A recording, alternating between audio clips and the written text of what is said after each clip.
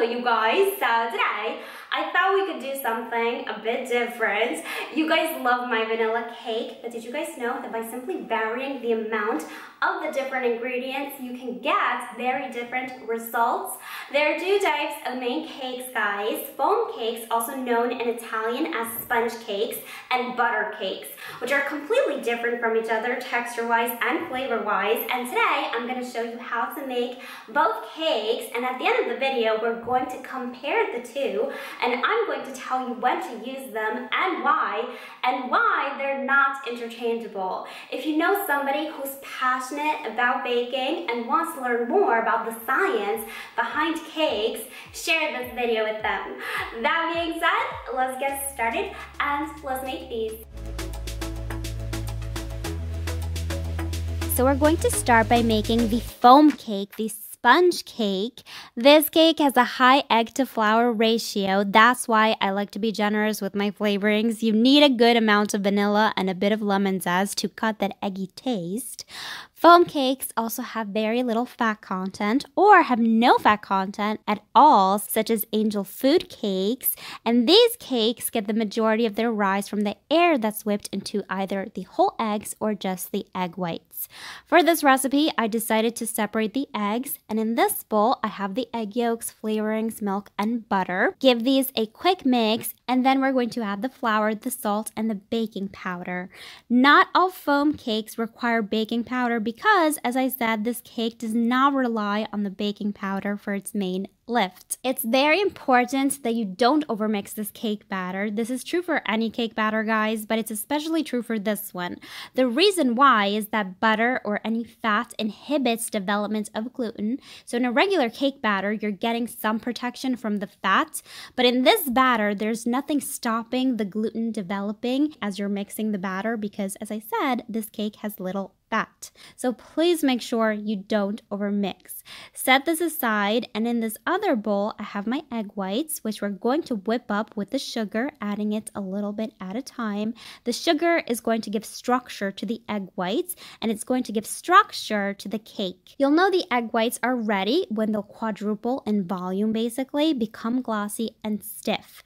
At this point, we can mix the meringue with the cake batter. What I like to do is add 2 or 3 large spoonfuls of the meringue to the batter and mix to loosen it. That way, it's just easier to fold in the remaining egg whites without losing too much air. So after, the first spoonfuls are mixed into the batter, gently fold in the remaining egg whites with a spatula. You're going to transfer the cake batter into a pan, buttered, floured, and lined with parchment paper, and you're going to bake this in a preheated oven at 160 degrees Celsius or 320 Fahrenheit for around 30 minutes.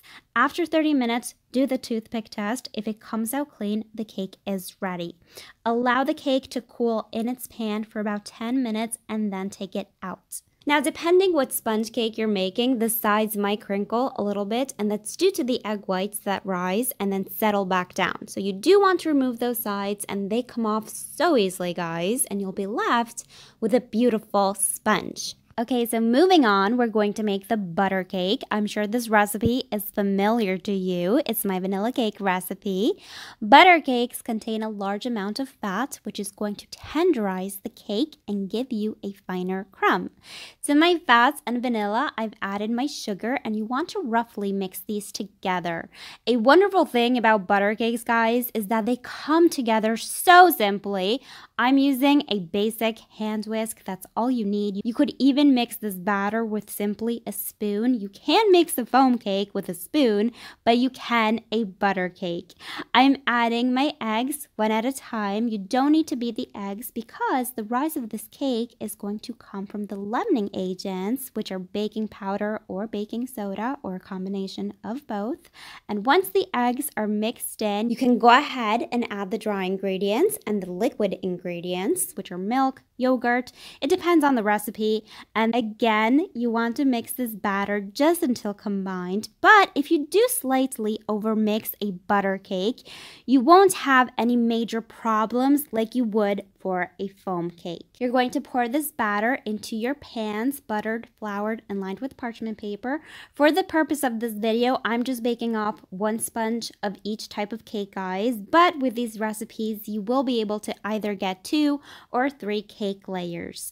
Bake this cake in a preheated oven at 180 degrees Celsius for around 25 minutes. Let it cool for 10 minutes and then you can take it out of its pan. Okay, so now that you know about the 2 main categories of cakes, I thought it would be interesting to tell you that by simply varying the ratios of ingredients, you can make a whole variety of different foam cakes and butter cakes. And we'll get to that in just a moment. I want you to take a good look at the main visual difference of these cakes. As you can see, foam cakes have a much lighter crumb than butter cakes, which have a much finer crumb. Texture-wise, they're both soft cakes. However, foam cakes, after a day or 2, they do tend to dry out, and this is completely normal because the purpose of foam cakes, of sponge cakes, is to absorb the moisture of the fillings and frostings. A good example of a foam cake, of a sponge cake, is a tres leches cake or Swiss rolls. The structure of these cakes is sturdy and they're able to absorb a large amount of liquid, something that would not be possible for butter cakes.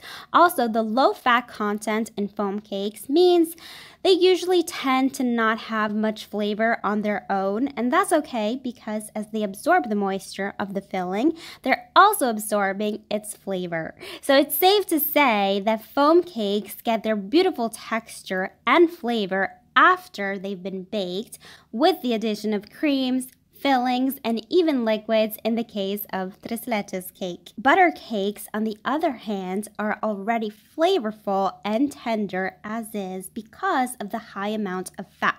Fat adds flavor and moisture to cakes, guys, okay? Now, because these cakes are already really soft as is, they really don't need a simple syrup or soft filling unless you're refrigerating the cake. A good example of some butter cakes are all the layer cakes that I have on my channel and pound cakes, which have an even higher ratio of fat than the layer cakes and a denser crumb. Now, foam cakes and butter cakes are really not interchangeable, guys. You would never pair a foam cake with a buttercream frosting because it's a very sturdy frosting. And foam cakes, as I said, need a soft filling such as whipped cream or jam, or a soft frosting that has a high moisture content. On the other hand, you would never pair a butter cake with a high moisture filling or frosting because it does not have a sturdy structure that a foam cake has. This is a great example right here, guys. If you do over soak a foam cake, it will soften up beautifully and still keep its structure.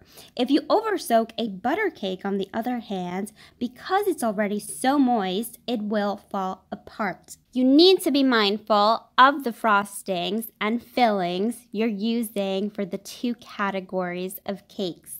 To conclude this video, both cakes are delicious and tender. Both are widely used for different purposes. And as long as you pair them with the right frosting, they're both amazing.